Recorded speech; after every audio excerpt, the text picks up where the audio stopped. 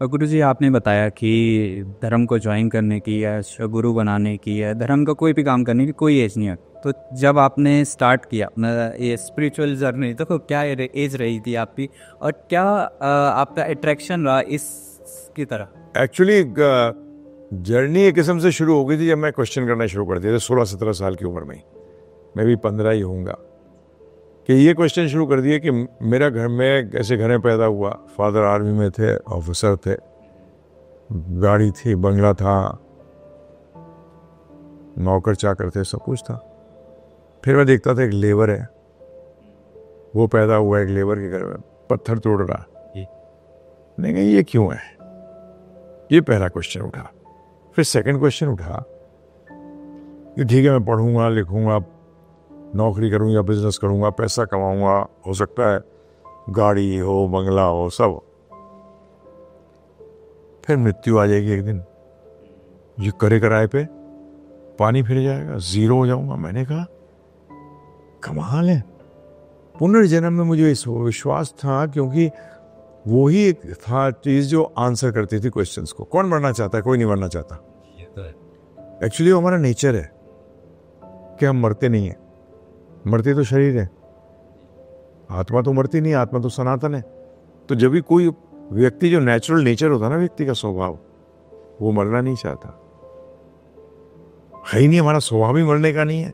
आत्मा, गीता कहती है ना जायते मृते व कदाचिन, कि आत्मा जो थी उसका ना जन्म हुआ है ना मृत्यु हो। तो ये बात पे मुझे यकीन था, क्योंकि मैं सुना था, फादर से भी सुन लेते थे, कभी कभी ऐसी बात करते हुए लोग भी आते थे, कभी कहीं सत्संग में चले गए तो सुन लिया।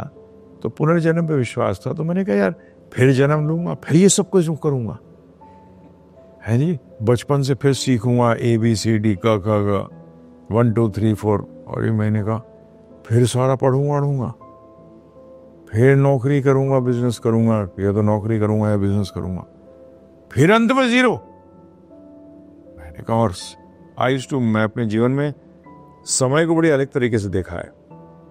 मैंने कहा जब 16-17 साल का था, अगर उम्र हुई, जी गए 70 साल 80 साल, तो ये तो यूं निकल जाएंगे। और आज आपकी एज क्या है? 32। 12th कब करी थी? 2008 में। ठीक है, कितने साल हो गए? 16 साल। ऐसे निकल गए, पता भी नहीं चला।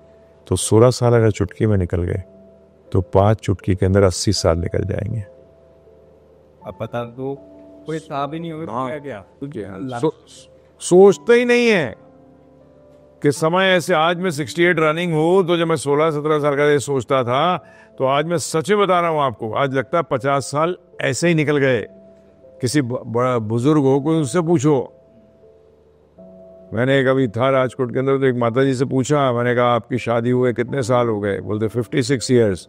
मैंने कैसे निकले? यूं निकले? बोलते हाँ यूं ही लगता है, ऐसे ही निकल गए चुटकी के अंदर। क्योंकि सारी चीजें तो भौतिक उसमें मेरे को लगता है सब बिता देते हैं, कोई टाइम ही नहीं मिलता। सोच रहे, ये बड़ा सिंपल है। जैसे 200 किलोमीटर गाड़ी में जाना है, 100 किलोमीटर अगर आपने 2 घंटे में किया, तो आगे भी 2 घंटे में होगा, है जी। तो इसी तरीके से अगर पीछे का जीवन 10 साल, 15 साल, 20 साल चुटकी में निकले हैं, यंगस्टर हो तो उसको बोलो 5 साल देख ले पीछे, ऐसे निकले हैं, तो 20 चुटकियों के अंदर 100 साल। तो मैं भी ऐसी सोचता था। मैंने कहा यार फिर ये मिला क्यों है? ये जिसने इतना जबरदस्त शरीर बनाया है, जिसने जबरदस्त क्रिएशन बनाई है, उसने हर टाइम हमें जीरो बनाने के लिए बनाई है। तो पर्पस क्या है इसका? So that was my starting of spiritual life, to know the purpose of life. And दूसरा कि सब लोगों को खुश कैसे कर सकें। मैं मजाकिया किस्म का व्यक्ति था। कॉलेज डेज में भी मैं प्रेसिडेंट भी रहा अपने यूनियन का, स्ट्राइक भी करी, सब किया, परंतु मन में हर टाइम रहता था कि लोगों का भला कैसे करें। मैंने कहा पैसे तो सब कमाते हैं, नाम भी सब कमाते हैं, परंतु लोगों के लिए ऐसा करके जाएंगे जो अच्छा हो। और उसके लिए मेरे को हेल्प भी मिली इस रूप में कि 70s के अंदर क्रिकेट खेलता था मैं, तो 70s के अंदर क्रिकेट के अंदर पैसा वैसा नहीं था ज़्यादा, ज़्यादातर लोग क्लर्क बनते थे। तो फादर बड़े नाराज होते थे, बोलते officer son wants to become a clerk, ये ऑफिसर का बच्चा क्लर्क बनेगा। तो एक दिन प्रश्न कर दिया मैंने, कहा क्लर्क बनेगा तो क्या वो खुश नहीं हो सकता? मुझे तो वो तरीका बनाओ, क्लर्क रह जाऊं तो खुश रहूं, हेड क्लर्क बनूं तो खुश रहूं, जनरल मैनेजर बनूं तो खुश रहूं, और दुनिया का सबसे रईस व्यक्ति बनूं तो मैं खुश रहूं। मुझे तो वो तरीका बताओ, क्योंकि अपने कर्मों के हिसाब से कोई क्लर्क ही रह जाएगा, कोई हेड क्लर्क रह जाएगा। सारे लोग थोड़ी अरबापति बन जाते हैं, बिजनेस सब करते हैं, अरबापति बनने के लिए करते हैं, बस सब बन नहीं पाते। तो मतलब वो फेलियर है लाइफ के अंदर। अगर कोई व्यक्ति सीईओ नहीं बन पाया, जैसे आज बेवकूफ़ बनाते हैं मोटिवेशनल गुरु, सबको बोलते हैं सीईओ बन जाओ। भाई साहब, जो नहीं बना उसका क्या होगा? तुमने तो उसको मोटिवेट कर दिया। मैं मोटिवेशन को जो भी कहता भी हूँ, मोटिवेशन इज नथिंग। अगर गोबर के ऊपर वर्क लगा दो चांदी का, बर्फी हो जाएगी? नहीं। इसी तरीके से मोटिवेशन कुछ नहीं है, ग्रीड है। क्या है? With a good word, motivation, pure greed. अरे उसको संतोषी बनना सिखाओ, एफर्ट करना सिखाओ। उसको मत बोलो कि सीईओ बनना है। अगर सीईओ नहीं बना तो सुसाइड कर लेता है, फिर वो है जी, आईआईटी में नहीं आ पाया तो सुसाइड कर लेता है। जी होता है, ये तो गलत है। क्योंकि आजकल मुझे लगता है लोग अपने लिए कुछ नहीं बन रहे हैं। सीईओ बना, कितने लोगों के लिए बना। हाँ। जैसे आपने क्लर्क की बात की, लोगों को परेशानी थी हाँ। और किसी को नहीं हाँ। नहीं थी। तो अपने लिए लोग कुछ नहीं कर रहे हैं, अपनी आत्मा की शांति के लिए कुछ नहीं कर रहे, सब दूसरे के लिए कर रहे हैं कि मैं इंजीनियर अब सीईओ बनूं। अब तो लोग क्या कहेंगे? भाई साहब, लोग तेरे प्रोग्रेस से कभी खुश ना तो थे, ना है, ना कभी होंगे। आईआईटी में भी जाके अगर 100 करोड़ का पैकेज भी लगेगा ना, तब भी कोई ना रिश्तेदार मुंह बना रहा होगा, अरे बिल्कुल, बोला पता नहीं कैसे कर क्या है, तब भी वो बेचारा हाँ। डिप्रेशन में चला ही जाएगा। ऐसे भी तो क्या है? तो इसलिए ग्रीड मत करो, ग्रीड करो एफर्ट के लिए। रिजल्ट मिले ना मिले ठीक है, उसमें बड़ी चीजें काम करती हैं। तो इसलिए ये सब जब मन में आया तो फिर मेरे फादर ने कह दिया, ऐसा नॉलेज चाहिए ना कि हेड क्लर्क बन के भी खुश रहे, अर्थात सफल रहे। तो ये नॉलेज भगवद गीता में है। बस उस दिन से फिर भगवद गीता की पढ़ाई शुरू हुई। पढ़ते थे, स्टूडेंट लाइफ में थे ही, पढ़ते भी थे और जानने की कोशिश भी करते थे। परंतु मैंने ऑलमोस्ट 48 ट्रांसलेशंस पढ़ी भगवद गीता की। फिर जब प्रभुपाद जी की ट्रांसलेशन मिली तो उसमें मेरे सारे क्वेश्चंस के आंसर मिल गए मुझे। तो मैंने कहा ये ज्ञान अगर बांट दिया जाए तो व्यक्ति किसी भी सर्कमस्टांसेस में हो वो सफल रह सकता है, अर्थात खुश रह सकता है। सर्कमस्टांसेस उसको इफेक्ट नहीं करेंगे। तो मैंने कहा ये नॉलेज तो सबको दी जाए। खुद भी मैंने ये लाइफ को अपनाया और अपने लिए भी कि मेरा गोल, मुझे पता है कि पर्पस क्या है। सबका गोल एक है, 2 4 6 गोल नहीं है, सबका गोल एक ही है।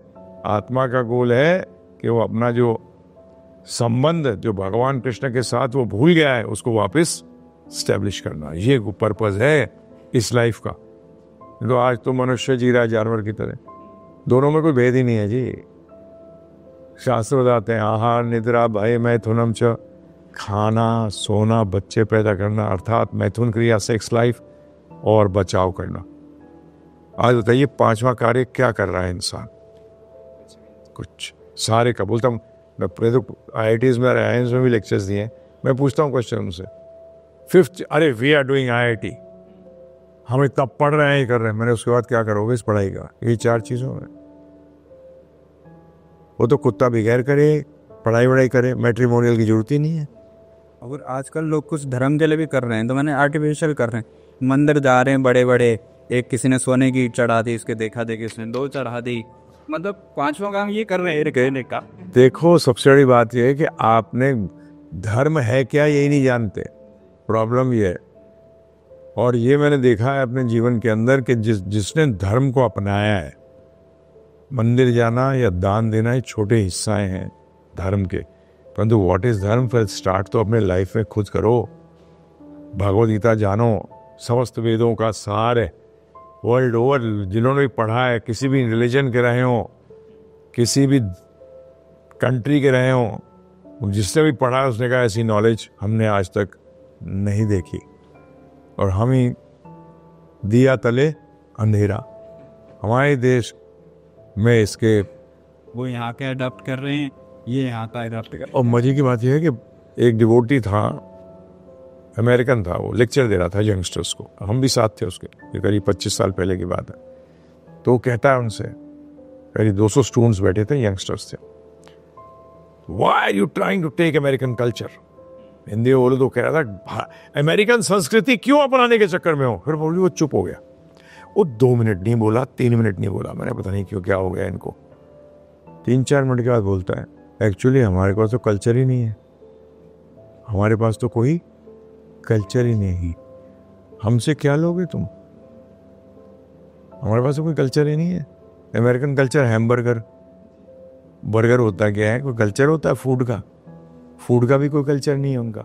2 सारी चीजें वो भी पॉजिटिव नहीं है, वाइन पीना, हाँ ये पीना कोई अरे प्रभु जी, वो कोई कल्चर है क्या, वो कल्चर लेस है, कल्चर है ही नहीं वो, जो तुम्हें बेसिकली डिपेंडेंट कर दे इतनी बुरी तरीके से, जो चीज मिल ही नहीं रही, जो हेल्थ को खराब कर रही है, तुम्हारे वेल्थ को खराब कर रही है, हर चीज को खराब कर रही है, तो वो कल्चर कहां से हुआ। अरे कल्चर आपको बताता है कि इस फिलॉसफी पे बेस्ड है, culture is every time based होना फिलॉसफी, एक दर्शन पे बेस्ड होता है। उनका तो कुछ है ही नहीं, हम लोग उनको नकल मार रहे हैं, पता लगा क्या नकल मार रहे हैं, कोई वेस्टर्न चीजें अपना के फिर वो वेस्टर्न दवाई खा रहे हैं। हाँ क्या करें, वो अब अपने पैर पे खुद ही कुल्हाड़ी मारे, तो ऐसे आदमी को कैसे रोका जाए। कोई मर्डर नहीं कर रहा, सुसाइड कर रहे हैं लोग अपने, आपका कोई मार नहीं रहा हमें, हम सुसाइडल मोड में हैं, अपना ही सत्यानाश मान रहे हैं।